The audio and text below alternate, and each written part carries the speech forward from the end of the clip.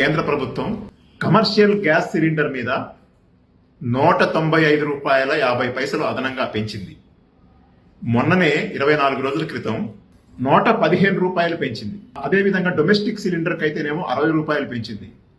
ఇప్పుడు మళ్ళీ వెంటనే ఈ భారాలు మోపడం జరిగింది. మొన్న ₹10 క్రూడ్ ఆయిల్ మీద లీటర్ కి తగ్గిస్తున్నాను అని చెప్పింది కేంద్ర ప్రభుత్వం. ప్రజలకు మాత్రం రూపాయి కూడా తగ్గలేదు.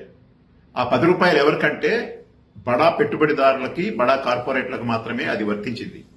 ప్రపంచ మార్కెట్లో గతంలో చాలా పెద్ద మొత్తంలో క్రూడ్ ఆయిల్ రేట్లు పడిపోయినాయి. ఆ రోజు కూడా ఈ దేశంలో ప్రజలకు రూపాయి కూడా ఉపశమనం దక్కలేదు. రష్యా నుంచి చాలా తక్కువ ధరకు మనం క్రూడ్ ఆయిల్ కొనుక్కొచ్చాం.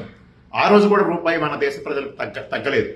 ఈ డబ్బులు మొత్తం వేల కోట్ల రూపాయలు, లక్షల కోట్ల రూపాయలు బడా ఆయిల్ కంపెనీలు ఏవైతే ఉన్నాయో కార్పొరేట్ కంపెనీలకు మాత్రమే అది దక్కింది. ఇప్పుడు మోడీ గారు ఇస్తున్నటువంటి రాయితీలు కూడా వాళ్ళకే దక్కుతున్నాయి. ప్రజల మీద మాత్రం చాలా పెద్ద ఎత్తున భారాలు మోపుతా ఉన్నారు. పెట్రోల్, డీజిల్ ధరలను 5 రాష్ట్రాల అసెంబ్లీ ఎన్నికలు అయిపోయిన వెంటనే పెంచాలని చెప్పి రెడీగా పెట్టుకున్నారు. ఆ రోజు పోలింగ్ అయిపోయిన వెంటనే కూడా వాయించడం కోసం సిద్ధంగా ఉన్నారు. అంటే బడా కార్పొరేట్ల కోసం ఆయన పనిచేస్తూ ప్రజల మీద భారాలు మోపుతా ఉన్నారు.